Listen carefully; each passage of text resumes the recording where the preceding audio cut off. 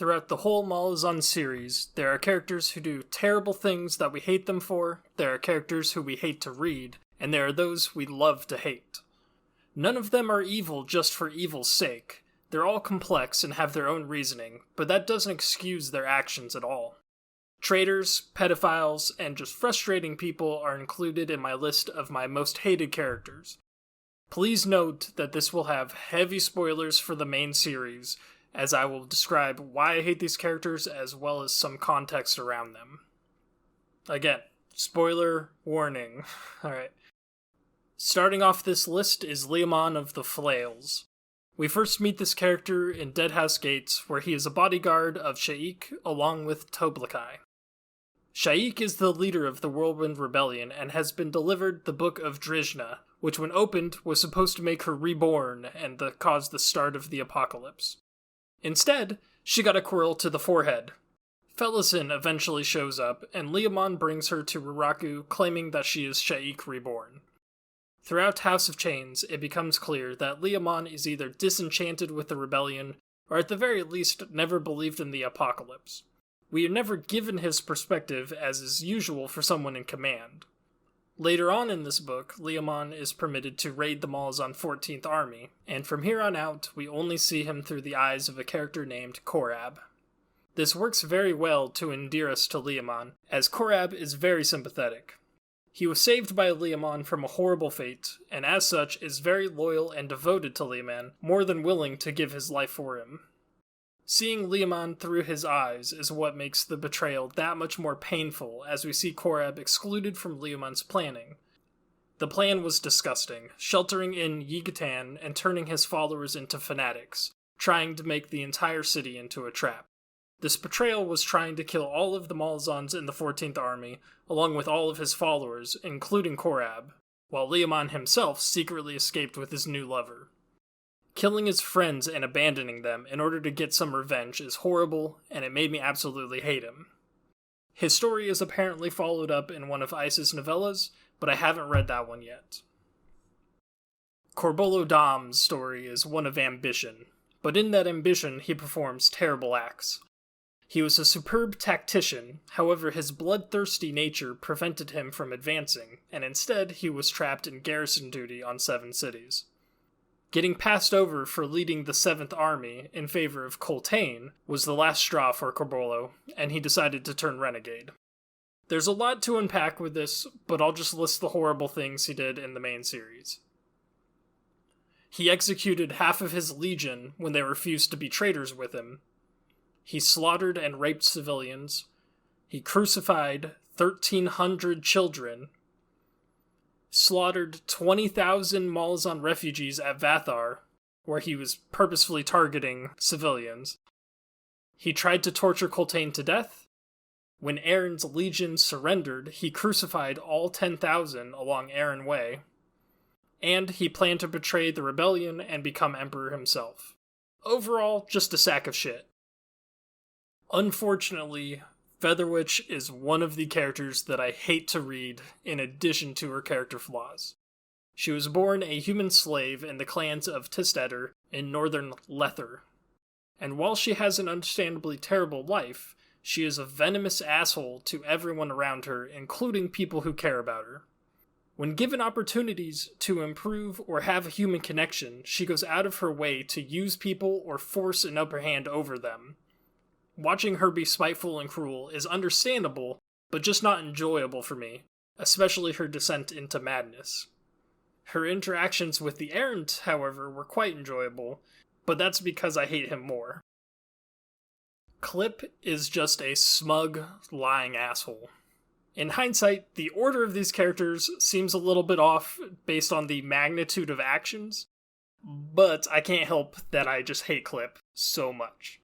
He is a Blue Rose Tistandi from the Onyx Order in Andara, and even though he rejected the traditions of the Onyx Order, he still answered to the Reeve Master of the Rock, which is how he ended up escorting the group led by Silchus Ruin, though he only interacted with them to either laugh at them or insult them, all while spinning his little chain. He never stops spinning the chain. When Clip is finished with the group, He leaves with a small betrayal, and then he is put in his place by Trolsangar in a very satisfying fight. After running away with his tail between his legs, he seeks out the group of Tistandi, led by Nimander, claiming to be the herald of High House Dark, which is a lie. Clip tells the group that he will bring them to Black Coral in order to meet up with Animander Rake, though this all seems to be for his own petty revenge against Rake. He continues to keep up his condescending attitude, not caring enough to learn how much more experienced the group is than him, which leads to his overall downfall. His cocky attitude caused him to challenge the Dying God, forcing Nimander's group to go save him after he loses. Nimander is a bit dry, but overall I enjoyed his portion, but every time Clip speaks, I want to put down the book for a few minutes and just recover. The Errant, Master of the Tiles, Erastus, and Asshole are all names for the Elder God of Chance, or change, depending on how you look at it. Personally, I see him as the elder version of Opon, with how he influences small events, pushing or pulling actions of characters. Honestly, he starts out fine, mostly watching from the background, only manipulating small events here and there. Eventually, however, he becomes nostalgic for the old days, when his worshippers kept him supplied with so much blood he could barely swallow it all. Like most nostalgia, it is blind to all the downsides of the past, and the Errant forgets that while power is nice, it also adds a lot more rules he needs to follow, which is the very reason he wanted to get out of the limelight originally. Well, he gets his wish and turns full-scale villain, devoting himself to bringing the Elder Gods back to preeminence. This caused him to betray many people, control his only friend, and basically turn to the dark side. Most readers end up hating him since he was responsible for many favorite characters dying. Tanal Yathvanar is one of the most vile, immoral worms within the Malazan world, and has almost no redeeming qualities. Besides the hobbling, his scenes are the most difficult to read, and honestly do need a trigger warning for sexual abuse. Because of this, I do not want to go into detail, but essentially he uses his position in the Patriotists in order to single out Janath, keeping her in a prison so that way he could physically, emotionally, and sexually abuse her to try making her fall in love with him. Truly a garbage human being. Olar Ethil is an enigma. She claims to be many things. Daughter of Tiem, first soul taken, mother of the aerosol, tender of the Gardens of the Moon. But no matter the claim, I hate her guts. One of my favorite bromances, Talk and Tool, finally get to meet again where they both recognize each other. Something I've been waiting for since Memories of Ice, and Olar Ethil's scheming broke my heart, just like Tool's. This meeting had the chance to heal Tool from the pain he had just experienced, to ease his soul in true friendship, and Olar Ethil forces Talk to break him completely. This is one of many times that Erickson ripped out my heart, and I spent the rest of the series wanting Olar Ethil to die, and I was not disappointed with her death.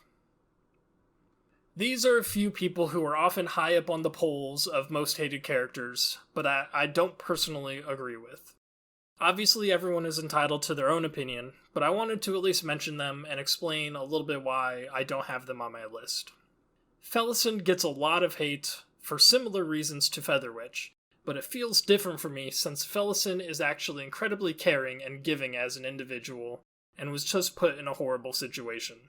She was only 14 and found herself in a situation that nobody should have to be in, while also being denied information about what was really going on. I pity her, but I can see why others hate reading her parts. Mallick Rel does a lot of bad things, but he is trying to get revenge since the Empire killed his entire organization. I dislike what he does, of course, but the worst things were done by Corbello Dom, and I just can't bring myself to hate Mallick himself. Pormqual is just a spineless coward, and I greatly dislike him, but I don't think that he should be on this list, since he was being manipulated by Mallick Rel, possibly even magically manipulated. And lastly is the Maib. I didn't enjoy reading her sections, but her attitude makes a lot of sense. She had her entire life stolen away and was in a lot of pain. She couldn't see that others were trying to help her. There are many things that I cannot forgive in this world. and child rape and mutilation are at the top.